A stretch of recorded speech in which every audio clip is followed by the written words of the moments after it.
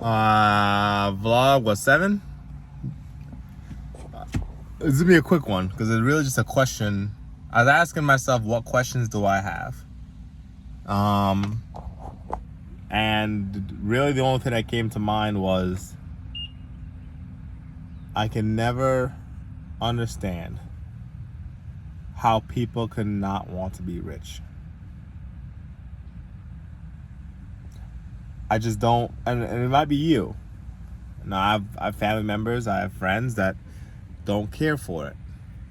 But then, and we're kind of fast forwarding through some of this because I'm gonna skip over some of the detailed.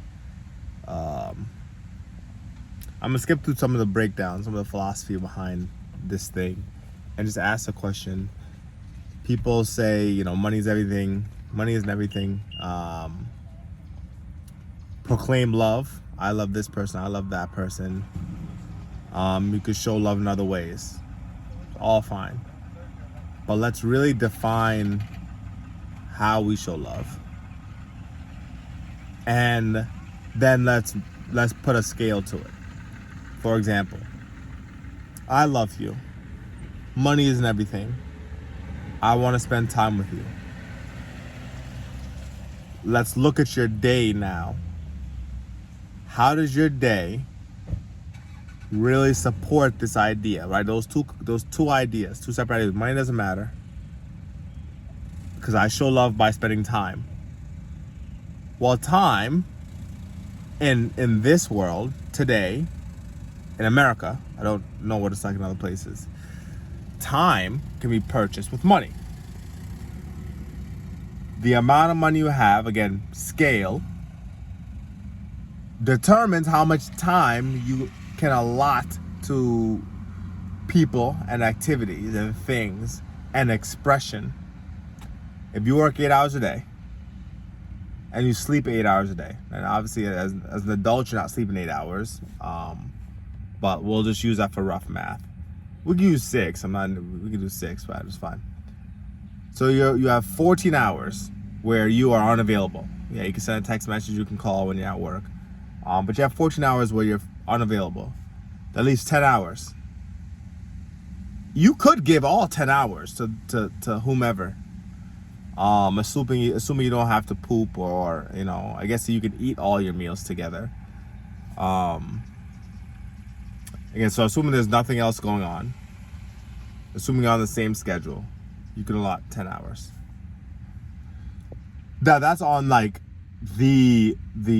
that's on a level that's like completely committed and nothing else exists in terms of committing time, though, because those 10 hours, realistically, you can't give 10 hours to another person.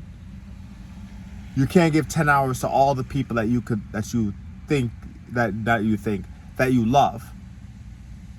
You could take those 10 hours and divvy it up as much as possible and compound that over days. But you're still quite limited. Now take, if you are rich. Now, rich people don't necessarily have all the time in the world, but it's their time. Meaning, somebody who's rich only needs to sacrifice that sleep time.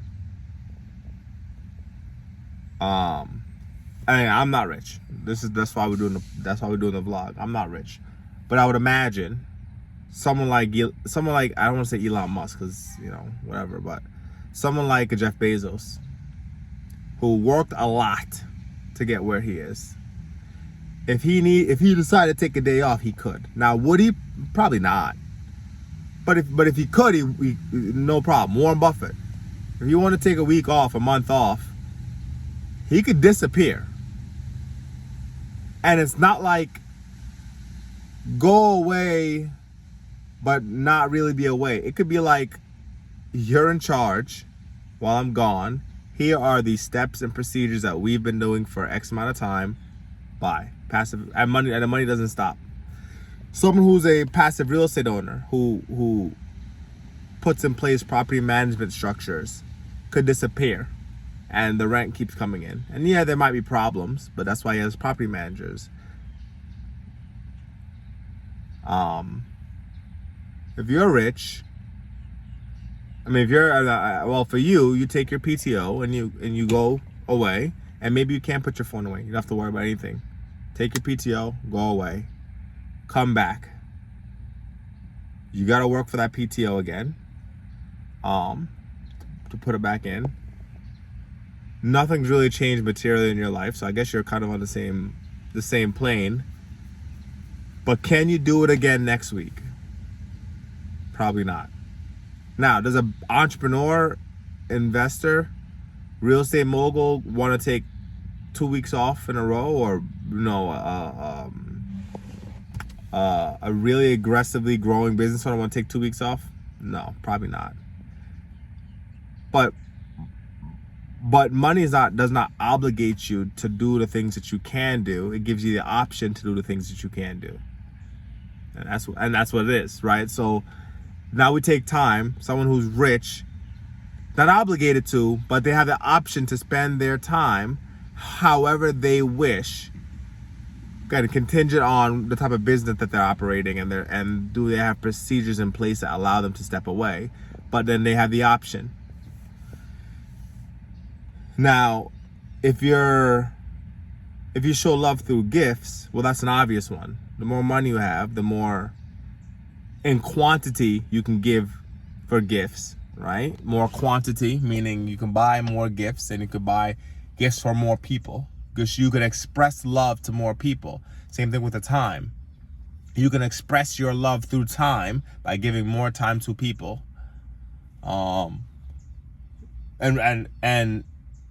Okay, so, and that goes on the gifts thing, right?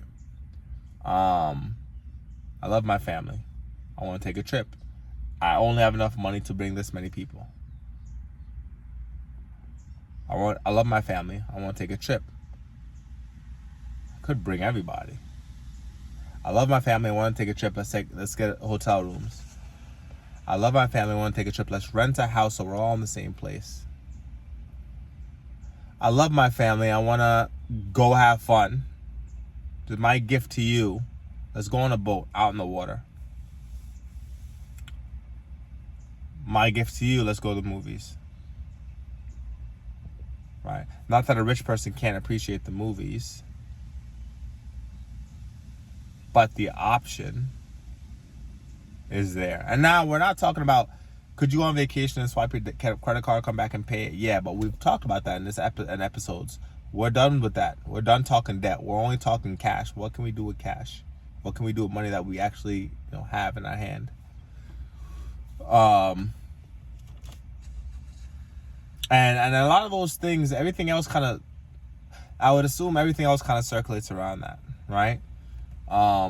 Between time and gifting, showing an expression of love for someone.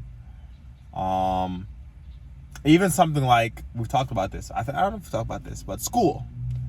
I don't necessarily agree with, I like public school for interactions. I think it's important for kids to interact with other kids because you learn a lot of the social paradigms are, again, it's fractal, right? They learn it on a small scale. Hey, share your chips with me. Do you want to trade? I have my snack for your snack. Do you want to play? Are you playing the game well enough that kids want to continue playing with you? Are you a leader? Are you a follower? Like, there are things that you learn in that little micro environment that is schooling that's important for social development. I think school is important for that.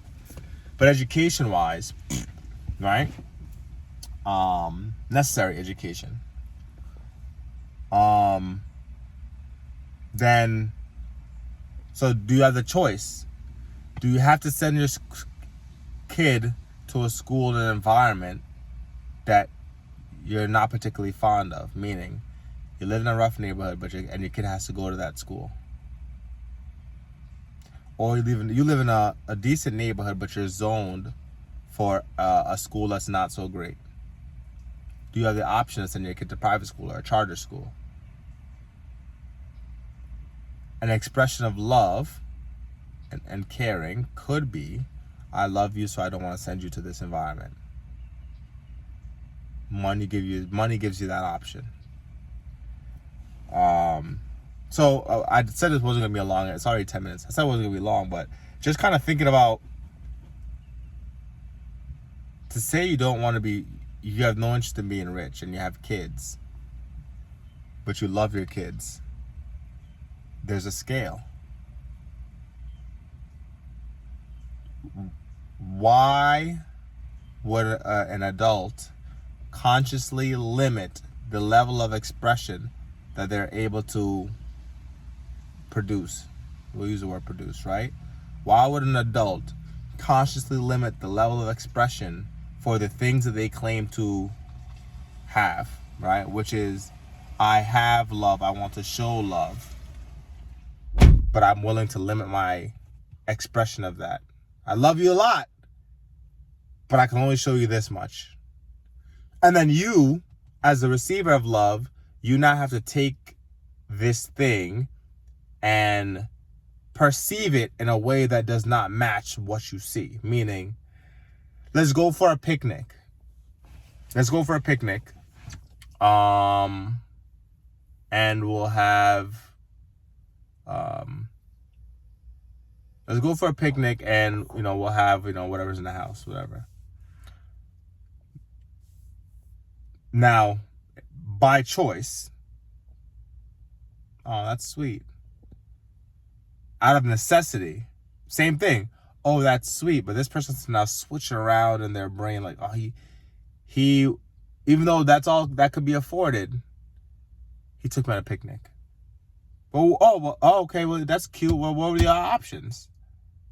Just picnic. Versus, oh my God, we could have gone anywhere, but he took me on a picnic. It's different. I think. I mean, I could be wrong. I think. And it's just more of those little things. So, yeah, I don't want to go too much longer, but just something I was thinking about. I don't know why a conscious adult male would ever say they don't not interested in being rich. Even if you want to be a preacher, you want to be a clergyman, people come to you suffering, and not all you can do, because that should be the highest level of advice. Ask God for it. You're hungry today, ask God for it. But I also have, here's $100, take your family out and go eat. Even a clergyman can benefit from being rich. The book Acres of Diamonds was written by a clergyman, a man of faith, telling people, hey, go get rich. Why? Because you can do more with it. You cannot proclaim all these things of love and I would do if, but I'm content to live in what you don't perceive as squalor, but everything is relative. A man is only fast compared to a slow man, right? You cannot tell somebody's fast until you know what slow looks like, and it's better when they're side by side.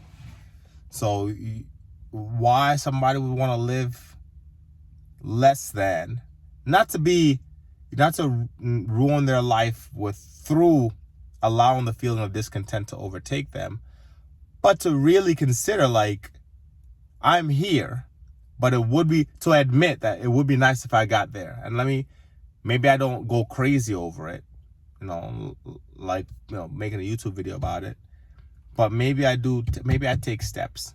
Maybe I buy a stock here. I look for some real estate there. Maybe I take steps to move myself in that direction. But to say I have zero interest in getting rich,